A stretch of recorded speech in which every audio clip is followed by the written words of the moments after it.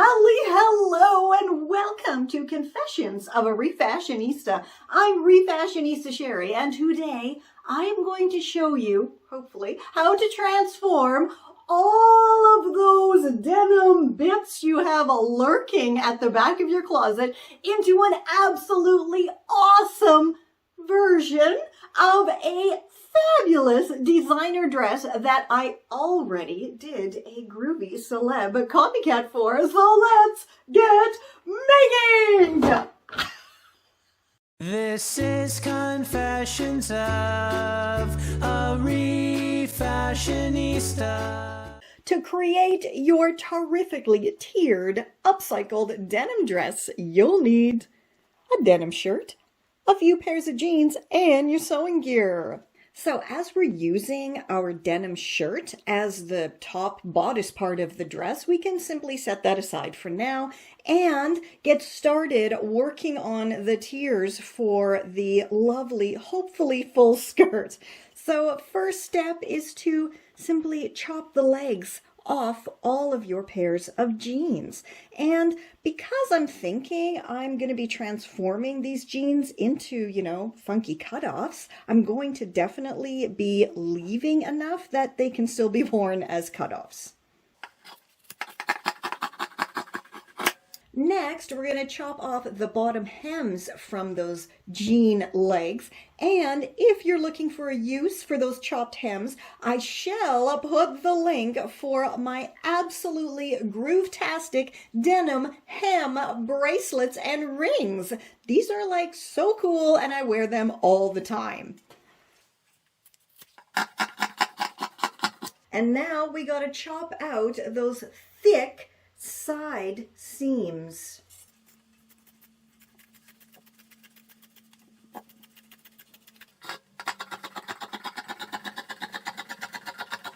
So now we have, from one pair of jeans, 4 denim strips, which should be more than enough to make one tier for our dress.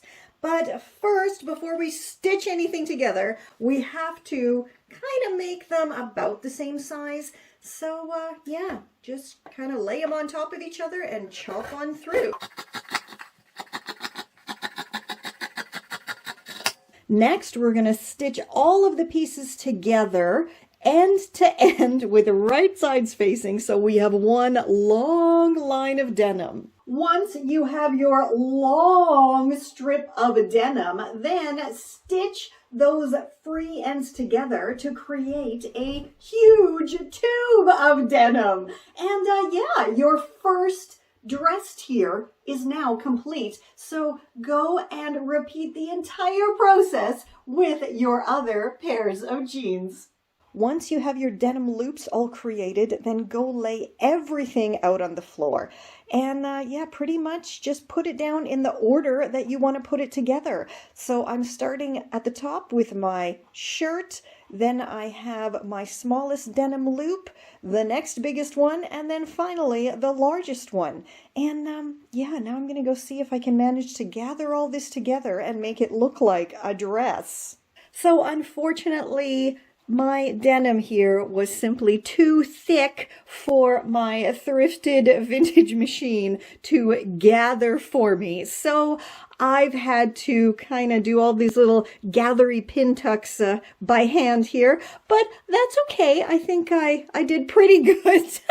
And I also want my final result to be kind of deconstructed looking, and I really want to have visible frays here on the edges of all of my tiers. So instead of pinning it together with right sides facing, I have pinned it together with the inside, wrong side of the fabric facing, and then I'm going to stitch it all up, and hopefully when it's all stitched together, then everything will fall nicely and I'll have these cool visible frays on the edges of all the tiers. So yeah, I'm going to go stitch it all up and we shall see how this first level comes out. Well, I think my little pin tucks, came out pretty darn awesomely. These cute little ruffle result I have here.